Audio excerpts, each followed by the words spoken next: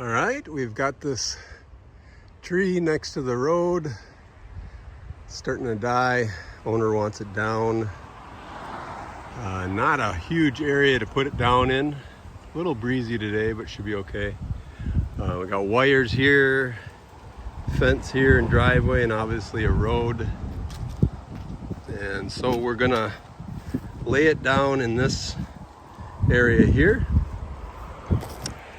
I do like to use cables and pulleys. So you can see I've got a cable going up pretty high in the tree. I will still wedge it to this area, and then when I get it all cut up, then I'll pull with the truck and should lay down right there. And this customer is wanting a bear carved in the beginning of their driveway, so I'm going to do a high cut, make a high stump, probably in here. So I will wedge it to cut there, and it'll drop good. We've got a water meter there that I need to miss, and we should be all good. All right, I'm going to get a picture of the wedge here. Always the first cut is the most important cut. You need to line it up with perpendicular to where you want it to go. So get that going.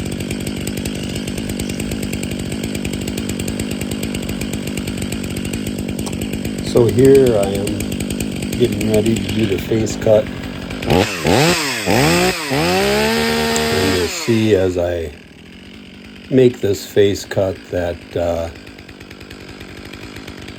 I miss my mark when I make my second cut.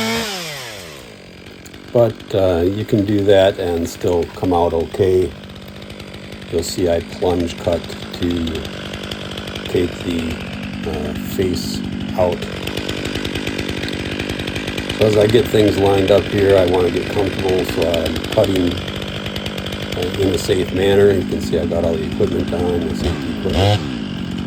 The key for this first cut is to make sure your saw lines up perpendicular to the direction you want the tree to fall.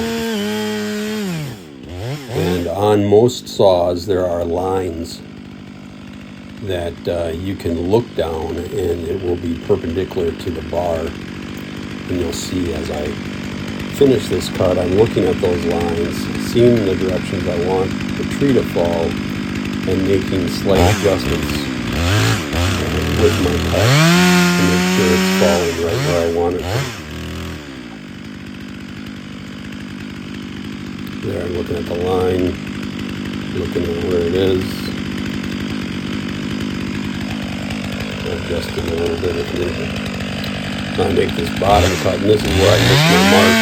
Usually you want the bottom cut to come up, or the second cut to either come up or come down onto the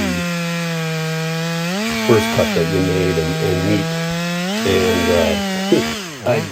I didn't do it at a good angle, and I noticed there that I'm really missing the mark. So I'm going to need to plunge cut to connect the two, which is doable. It just gives you a big long hinge, and the wedge that comes out of here eventually is obviously not a triangle. It'll be a triangle that has the top cut off of it, basically. I do have a little tension on the line already.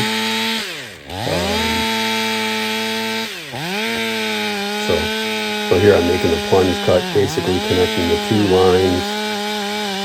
You want to make sure you're going straight across. And I'll come to the other side and connect it. You'll see that I take a long time to, after this is out, it takes a little bit of banging to get it out, because I didn't connect everything exactly. And you'll see it takes a little bit of time to clean up that cut. But it's doable.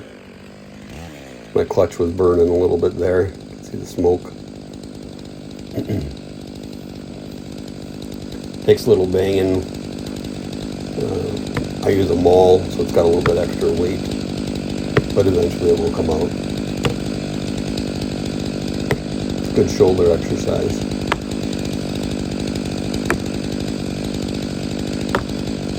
There you can see it's starting to loosen up.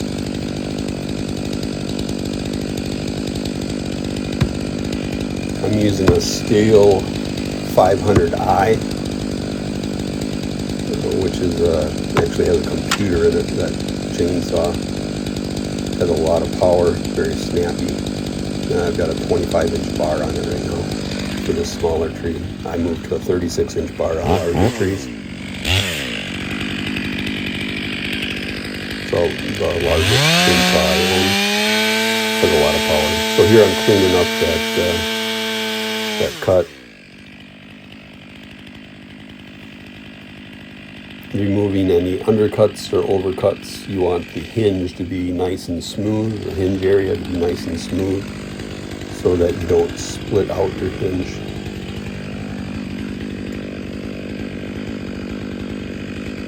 And it's okay to take time at this stage of the game. You want to make sure your hinge is right. You set it up right, it falls in the correct direction.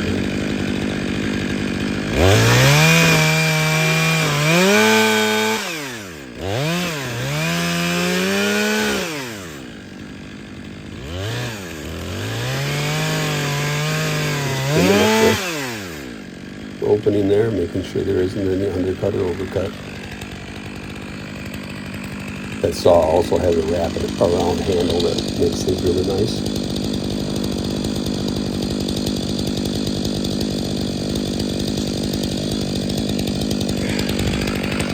Alright, now that I got the wedge cut out, not pretty, but it's one in the right spot. I'll do the back cut. I'll put a little tension on it first, then I'll do the back cut. Alright, now I'll do the back cut. Square up to where I want it to fall. And then I'll put a little pull on it if I need to.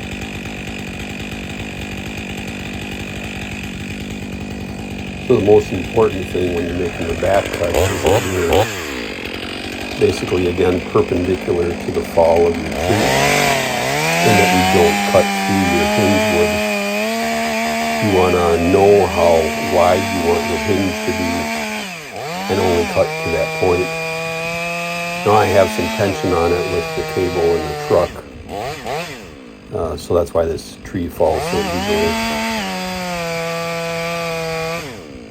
But you don't want to put too much tension on it, because then it will barber chair on you. There, I'm looking at my hinge and it's already going.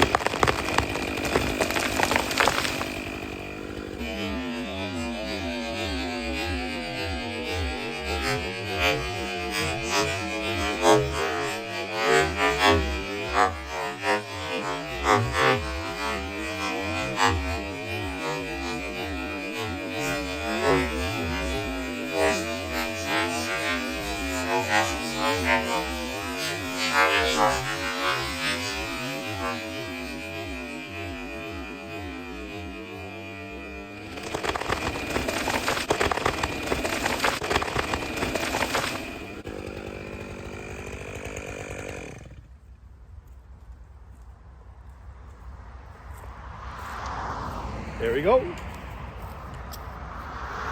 right where we wanted it.